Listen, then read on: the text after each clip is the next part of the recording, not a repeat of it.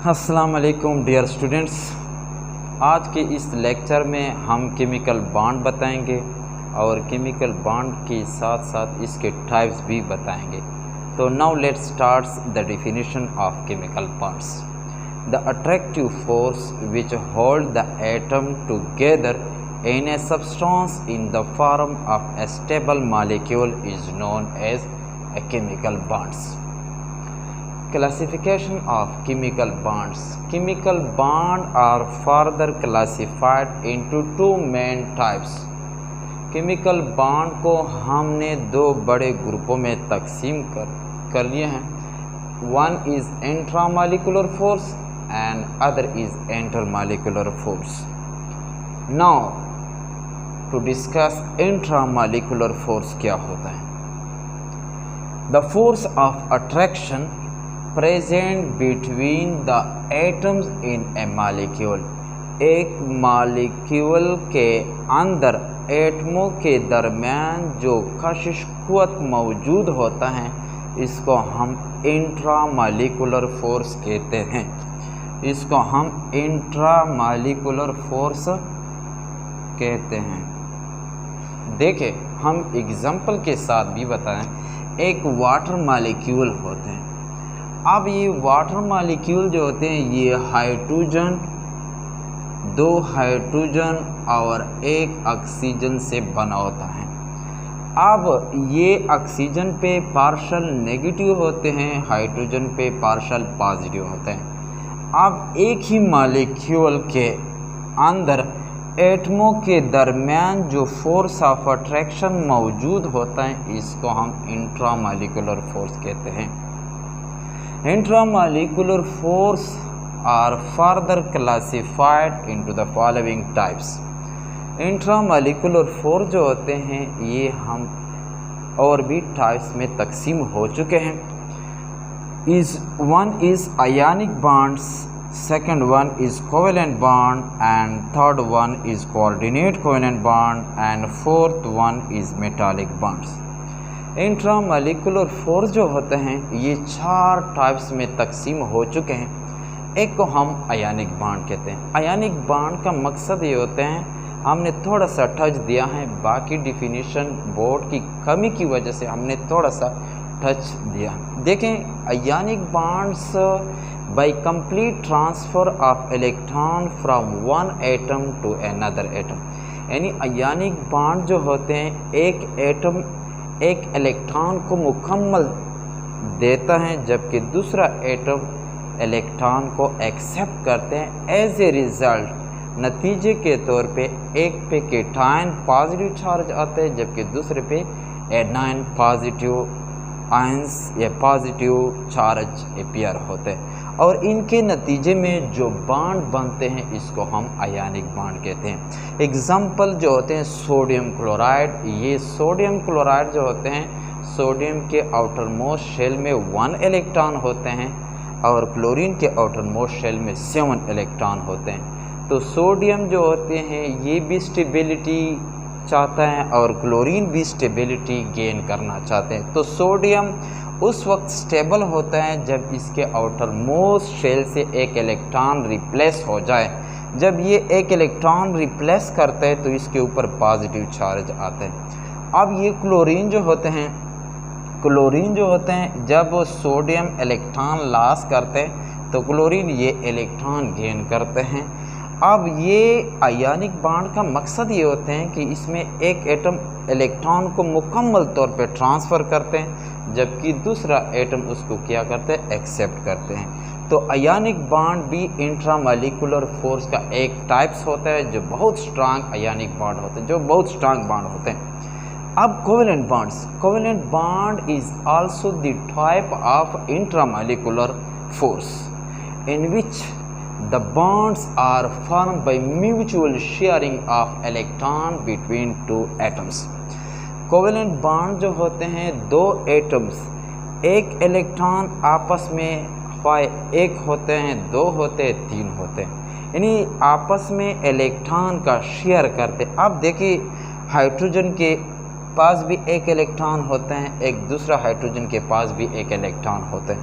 तो ये ये हाइड्रोजन आपस में इलेक्ट्रॉन शेयर करते हैं, एज ए रिज़ल्ट डॉबलेट्स बॉन्ड बनते हैं। जो ये हाइड्रोजन भी स्टेबल होता है, ये हाइड्रोजन भी स्टेबल होता है। हमें पता है वैलेंस कॉन्सेप्ट के बारे में हमने पढ़ा है कि एटम उस वक्त स्टेबल होता है जब इसके आउटर मोस्ट शेल में या 2 इलेक्ट्रॉन आते हैं जिसको हम डबलेट रूल कहते हैं, या ऑक्टेट रूल 8 इलेक्ट्रॉन आते हैं तो इसको हम ऑक्टेट रूल कहते हैं। तो कोवेलेंट बॉन्ड के नतीजे में यहाँ पे दो हाइड्रोजन ने आपस में इलेक्ट्रॉन शेयर किए हैं, इसके नतीजे में जो बॉन्ड बना होता है इसको हम कोवेलेंट बॉन्ड कहते हैं। कोवेलेंट बॉन्ड भी the types of intramolecular force.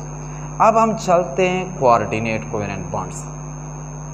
Coordinates जहाँ भी को आते हैं, को मीन्स सपोर्ट्स। अब ये coordinate covalent bond is the type of covalent bonds and coordinate covalent bond is the bond which are formed by mutual sharing of electron between two atoms in which one atom donates electron while other atom accept electron। coordinate covalent bond भी covalent bond का एक किस्म होता है जिसमें एक atom electron को देता है जिसको हम डोनर कहते हैं, जबकि दूसरा एटम इलेक्ट्रॉन एक्सेप्ट करते इसको हम एक्सेप्टर कहते हैं। देखिए ये NH3 है। अब NH3 के ऊपर 2 लोन पेयर इलेक्ट्रॉन होते हैं, हाइड्रोजन के पास इलेक्ट्रॉनों की कमी होते हैं, तो ये NH3 हाइड्रोजन को इलेक्ट्रॉन देता है। अब NH3 जो होता है ये डोनर होता है, जबकि हाइड्रोजन क्या होते हैं, ये एक्सेप्टर होते हैं। और इसके नतीजे में जो बॉन्ड बनता है इसको हम कोऑर्डिनेट कोवेलेंट बॉन्ड होता है। और ये जो चौथा होता है मेटालिक बॉन्ड। मेटालिक का तो आपको पता है मेटल्स, यानी मेटल के दरमियान जो बॉन्ड होते हैं इसको हम मेटालिक बॉन्ड होते हैं। आप देखें कॉपर की तरफ देखें, जिंक की तरफ देखें, आयरन की तरफ देखें, इनके दरमियान बेशुमार एटम्स होते हैं। इसी वजह से मेटल में इलेक्ट्रॉन्स की सी होते हैं, यानी ज़्यादा इलेक्ट्रॉन जो होते हैं ये फ्लो करते हैं। इसी वजह से मेटल में जब इलेक्ट्रॉनों के दरमियान जो बॉन्ड बनते हैं इसको हम मेटालिक बॉन्ड कहते हैं। जैसे कि हमने एग्जांपल दिया है, आयरन के दरमियान जो बॉन्ड बनते हैं, जितने भी मेटल होते हैं इनके दरमियान जो बॉन्ड बनते हैं इसको हम मेटालिक बॉन्ड कहते हैं। समझ आ रही? देखिए ये तो केमिकल बॉन्ड का एक पोर्शन कंप्लीट हो चुका। अब हम चलते हैं दूसरी पार्ट की तरफ, intermolecular force. Inter means the force of attraction present among the molecule of a substance.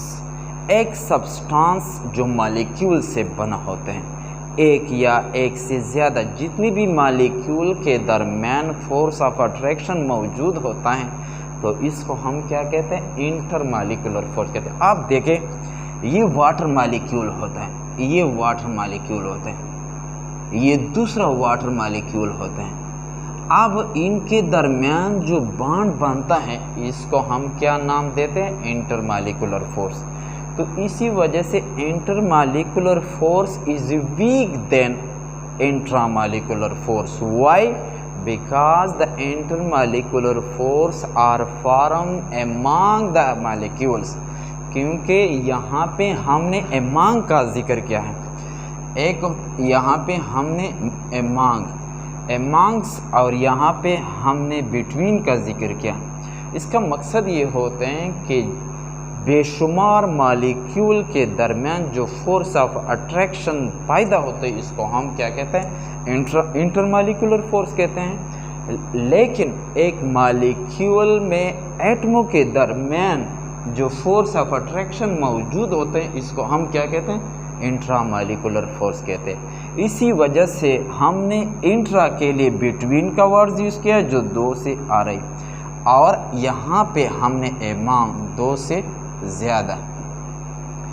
तो इंटरमॉलिक्यूलर फोर्स जो होते हैं ये फार्दर क्लासिफाइड हो चुके हैं डाइपोल डाइपोल इंट्रैक्शंस, जिसके नतीजे में हमें HCl बनते।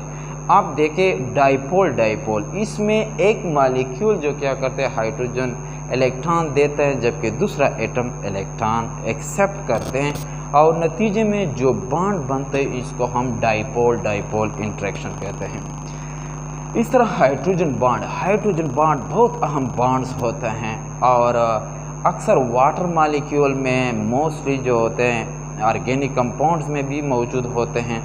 तो हाइड्रोजन बॉन्ड जो होते हैं एक मॉलिक्यूल दूसरे मॉलिक्यूल के साथ जब फोर्स ऑफ अट्रैक्शन मौजूद होते हैं तो इसको हम हाइड्रोजन बॉन्ड कहते हैं। अब तीसरे नंबर पे जो फोर्स आ रहा है इसको हम London dispersion force. London dispersion force actually अक्सर जो होते हैं ये फोर्स नॉन पोलर के दरमियान मौजूद होते, क्योंकि हमें पता है ख़ासकर नोबल गैस, जितनी भी नोबल गैस होते हैं mostly exist London dispersion force because this force are so much weaks, क्योंकि ये फोर्स बहुत कमज़ोर फोर्स होते हैं। इसी वजह से लंदन डिस्पर्जन फोर्स भी is the type of intermolecular force. तो लंदन डिस्पर्जन फोर्स भी ये इंटरमॉलिक्यूलर फोर्स का एक किस्म होता है। तो ये टॉपिक बहुत अहम है, तो सब स्टूडेंट से रिक्वेस्ट है कि इसको ज़रूर देखें और इसको ज़बानी याद कर ले। ये पेपर में अक्सर जो होते हैं ये आ सकते हैं। Thank you for watching.